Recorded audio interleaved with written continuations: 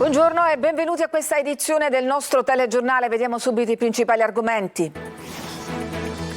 Risse e disordini in discoteche di Catania. Il capo della gang era un quindicenne apparentato con la famiglia Santa Paola Ercolano. 7 le persone arrestate. Blitz antidroga a Riesi. Il gruppo si riforniva a Gela per spacciare marijuana, cocaina e hashish, 12 manette. 100 agenti in campo per setacciare i quartieri a rischio di Messina e province, controlli effettuati a Visconti e a Barcellona Pozzolgotto. Arrestata per associazione mafiosa ed estorsione Giada Quattrocchi, compagna di un boss di Cefalù, ultimo esempio del ruolo delle donne all'interno delle organizzazioni criminali. Parla Giuseppe Nicosia, ex sindaco di Vittoria, scagionato dopo 6 anni dalle accuse di voto di scambio mafioso. Chiunque dice si sarebbe accorto dell'errore giudiziario. Emergenza incendi, il WWF Sicilia attacca comuni e regioni, si spende solo sullo spegnimento e non sulla prevenzione. Oggi è atteso lo stato di emergenza. Calcio, il Catania ha dato il via alla settimana di allenamenti che conduce alla sfida del Massimino col Taranto. Tabiani potrà contare nuovamente su Bocic ma perde Silvestri per squalifica.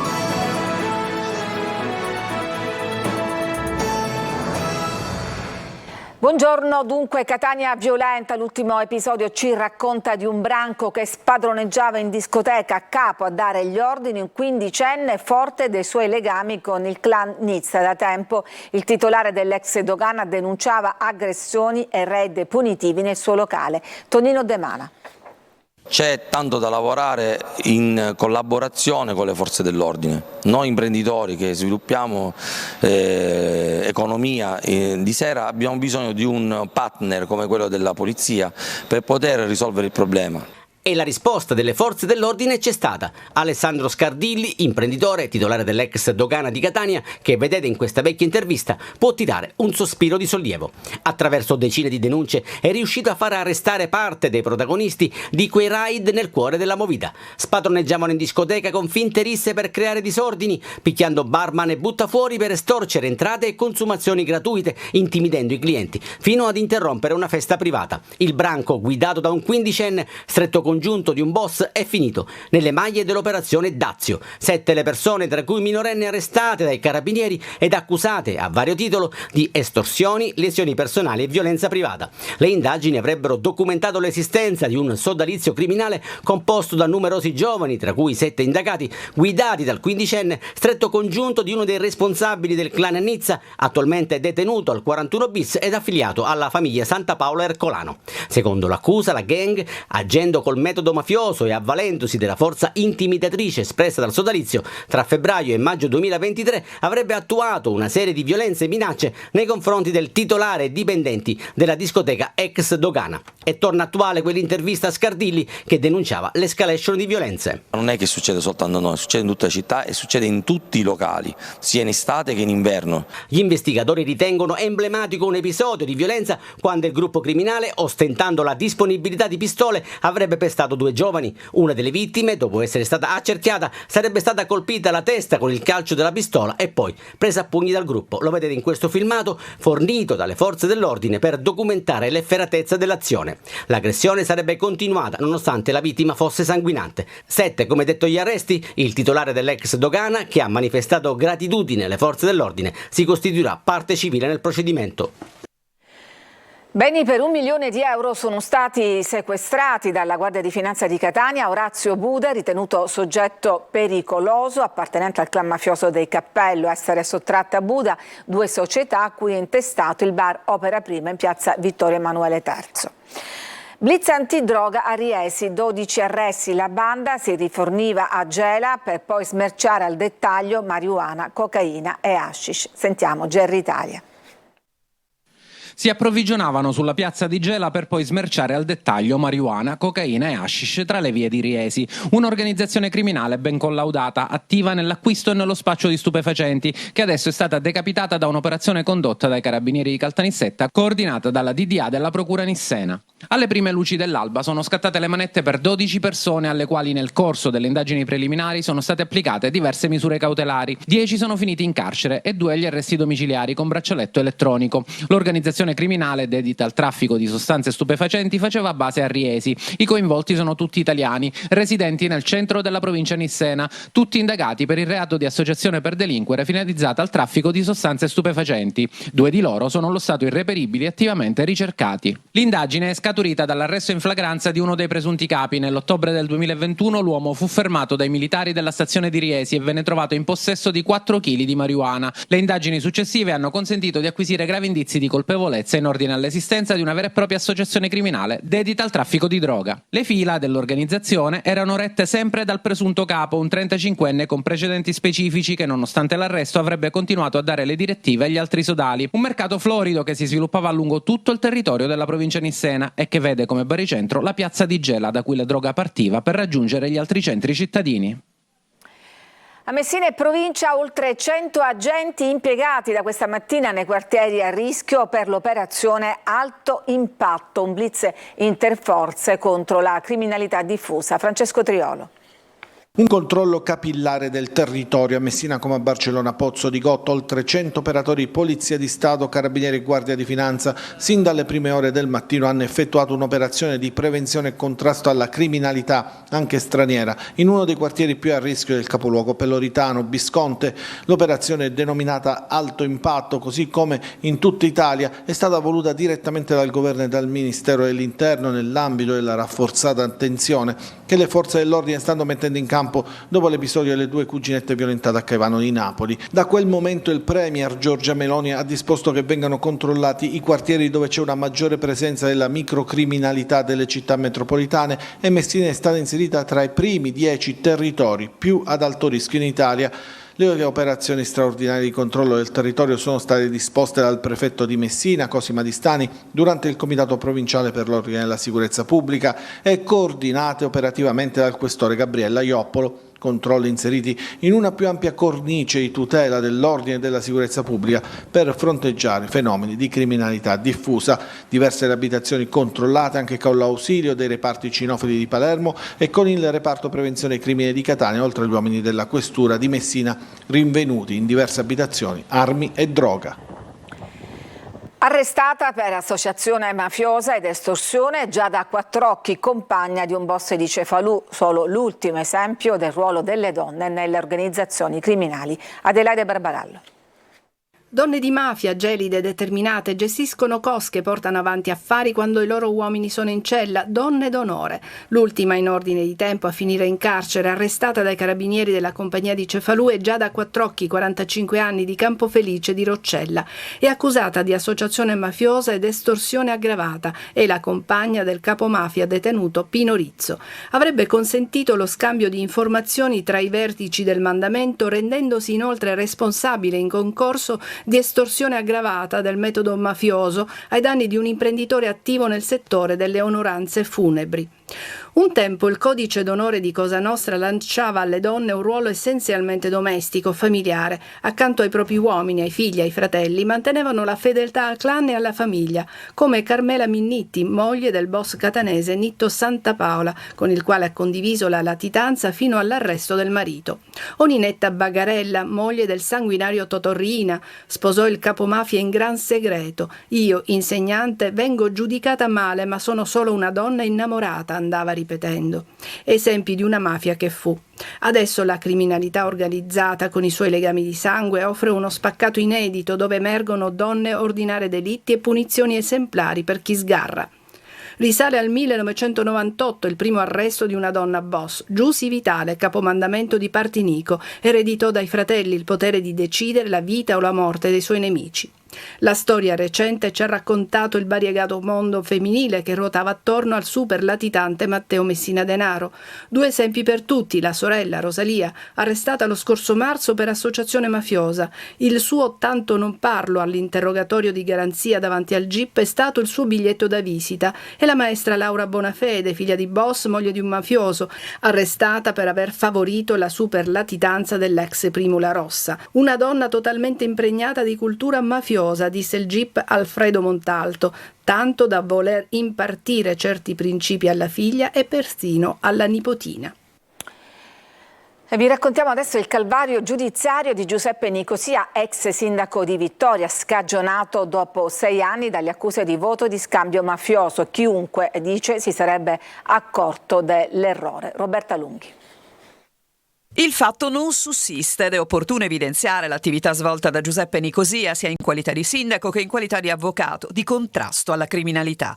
Sono parole che pesano, quelle contenute nelle motivazioni della sentenza con la quale il Tribunale Penale di Ragusa scagionava l'ex sindaco di Vittoria dalle accuse di voto di scambio politico mafioso in relazione alle elezioni comunali del 2016. Per l'ex primo cittadino un assoluto paradosso. Nel 2017 vengo svegliato alle 4 di notte con un bambino di 5 anni che dormiva a casa da elicotteri, uomini armati di tutto punto che mi invadono la casa semplicemente per notificarmi una misura cautelare di arresti domiciliari. Per me, che ero stato un sindaco antimafia, che avevamo avviato tantissime iniziative di legalità, che anche nella mia attività professionale difendo proprio le vittime del delitto, mi è crollato il mondo addosso. Nelle 50 pagine delle motivazioni della sentenza si evince il clamoroso errore giudiziario. Se la Procura distrettuale di Catania si fosse informato con l'ultimo sottufficiale dei carabinieri o della polizia locale,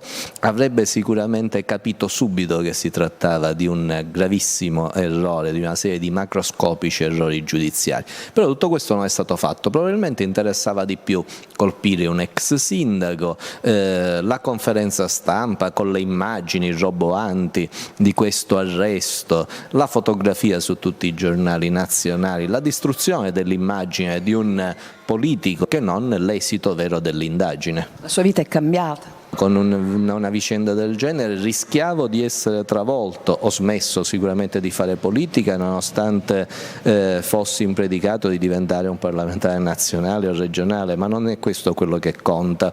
L'importante è aver restituito l'onore e la dignità ai miei figli, alla mia famiglia e anche alla mia città, che era stata offesa da questa vicenda incredibile, alla quale fortunatamente i miei concittadini non hanno mai creduto.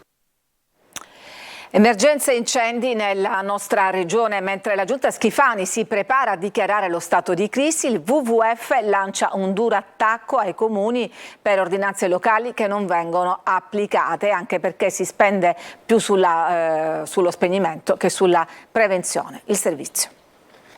È ufficialmente terminata la campagna antincendio in Sicilia, con l'isola che conta i danni e si lecca le ferite per l'ennesima stagione da incubo. Ne ha per tutti il WWF, che in un video mostra paesaggi spettrali inceneriti dalla mano dell'uomo e, perché no, dalla scarsa attenzione del territorio. Istituzioni sul banco degli imputati. Ennio Bonfanti punta il dito sui comuni. Il periodo di massimo rischio incendi era stato previsto dal 15 giugno al 15 di ottobre. La legge prevede che in questo periodo tutti i sindaci dei comuni siciliani debbano emanare apposite ordinanze sindacali con divieti e prescrizioni utili a prevenire il formarsi di incendi. Una situazione grottesca o addirittura ridicola, con queste ordinanze pubblicate su tutti i siti dei comuni siciliani, ma che si sono rivelate dei bluff, delle ordinanze fasulle, inesistenti. L'attacco di Bonfanti non risparmia la regione. La regione siciliana investe milioni di euro nello spegnimento, quando ormai il problema c'è, l'incendio si è diffuso, e investe pochissimo, troppo poco, nel controllo del territorio, nella prevenzione degli incendi, nella vigilanza sulle prescrizioni e divieti che impedirebbero il propagarsi e il nascere di questi incendi così devastanti. Incalcolabili danni all'ecosistema, per non parlare del rischio frane, logica conseguenza degli incendi estivi. Ci fermiamo, c'è una pausa per la pubblicità, torniamo subito dopo.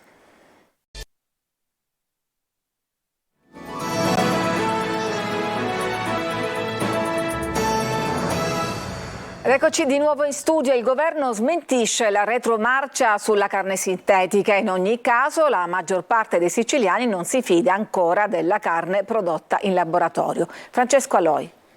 Nessun passo indietro. Il divieto di importazione, commercializzazione e produzione della carne sintetica resta. A precisarlo è il ministro Lollobrigida, che smentisce le voci su un possibile dietrofront del governo. Qualche giorno fa è stata ritirata la notifica del disegno di legge all'UE, ma per il titolare della sovranità alimentare si tratta soltanto di una formalità. Non esiste di vendere sia la carne sintetica, io non gliela do neppure ai miei figli, questo te lo garantisco io. Non ne vedo la necessità, completamente, non mi piace, solo il pensiero, perché già il nome mi dà fastidio. Per niente, o la carne o è fresca o niente. Provenienza dalla nostra terra, va bene. Sono pochissime le persone che sembrano favorevoli a questa tipologia di carne prodotta in laboratorio. Meglio la tradizione, non questa innovazione, ci dice qualcuno, come questo chef. La dieta mediterranea resta il fondamento della cucina italiana e in particolar modo di quella siciliana, quindi viva la dieta mediterranea a 360 gradi. Il sì alla carne sintetica invece lo dicono gli animalisti, anche se con una riserva. Sarebbe un prodotto che non lede il benessere animale, la sostenibilità ambientale ne trarrebbe giovamento, tanto più in un contesto di crisi climatica e di sicurezza alimentare. Carne in vitro sì, ma per scelta etica e non per interesse economico. La carne sintetica è già stata bocciata dal Senato e nei prossimi giorni potrebbe esserci lo stesso risultato anche a Montecitorio. Non solo non ritiro il DDL, scrive Lollobrigida sulla sua pagina Facebook, ma sono più convinto che mai di dover dar corso alle indicazioni dei comuni, delle regioni e dei milioni di cittadini italiani che ci hanno chiesto di proteggere la nostra salute e la nostra economia. Andiamo avanti senza alcun passo indietro. Diversamente da altri paesi europei, l'Italia quindi resta fedele alla carne, ma a quella naturale. Nuove piazze, aree gioco e mobilità sostenibile. La Sicilia è quasi sempre agli ultimi posti nella classifica di spesa dei fondi europei, ma Catania è in controtendenza. Le best practices della città etnea vengono riconosciute persino dall'agenzia che si occupa di certificare gli investimenti. Lo racconteremo oggi all'interno di Sicilia 24 Focus con Luca Ciliberti. Potrete seguire anche in streaming sul sito lasiciliaweb.it. Ci fermiamo ancora, c'è un'altra pausa e poi torniamo con la pagina sportiva.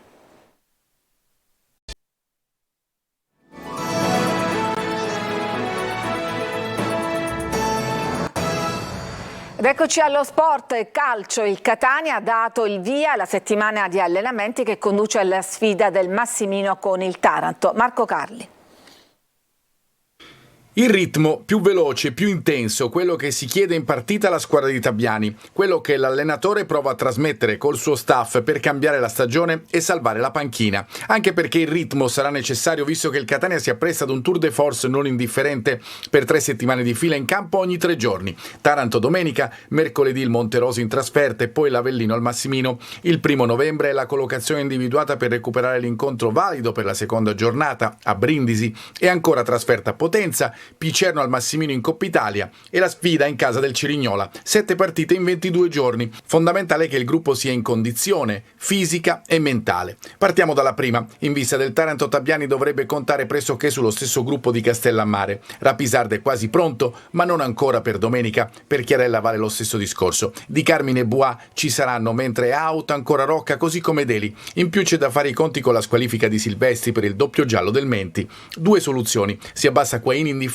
con Ladinetti o Rizzo in mediana, oppure va dato spazio a Lorenzini, che fino ad ora ne ha avuto molto poco. Le 2 mezzali dovrebbero essere gioco forza ancora Zammarini e Zanellato. In attacco torna Bocic, che rappresenta una valida alternativa a Marsura per dare velocità e imprevedibilità al reparto avanzato. Si lavora a Ragalna per trovare le soluzioni dopo l'avvio di stagione col freno a mano tirato, per recuperare l'autostima perduta dopo Caserta e per trasformare nuovamente il Massimino in una fortezza. Tanti obiettivi in poco tempo. Il campionato chiama, il Catania adesso deve rispondere. Pallavolo, domenica sera esordio della Saturnia in Superlega contro Perugia, squadra campione del mondo per club. Tanto entusiasmo in casa bianconblu e anche la convinzione di poter essere all'altezza del campionato più difficile. Marco Carli. Se l'esordio è di quelli shock a Perugia contro la squadra che ha vinto l'ultimo campionato mondiale per club e a tutti i favori del pronostico, alla Farmitalia Saturni a Catania non tremano i polsi, anche perché c'è tanta voglia di misurarsi contro Giannelli e compagni che hanno ambizioni da scudetto e alle 20 domenica attendono gli etnei al Palabarton per la prima di Superlega, il maggiore campionato del nostro paese e del mondo, dove ritorna Catania con orgoglio. E se il soprannome dei perugini è Block Devils, diavoli del muro, fondamentale e importantissimo nella pallavolo, la Saturnio oppone la consapevolezza dei propri mezzi, l'entusiasmo dell'esordio e anche la certezza che non sarà in Umbria, dove ci si giocherà la permanenza e il consolidamento del progetto. I bianco-blu sono reduci dalla vittoriosa tournée in Polonia e schiereranno a Perugia anche Masulovic, appena rientrato dagli impegni con la nazionale serba. Il centrale saluta nella sua lingua il pubblico etneo e dice di non vedere l'ora di vederlo presente in massa al Palacatania. Ciao.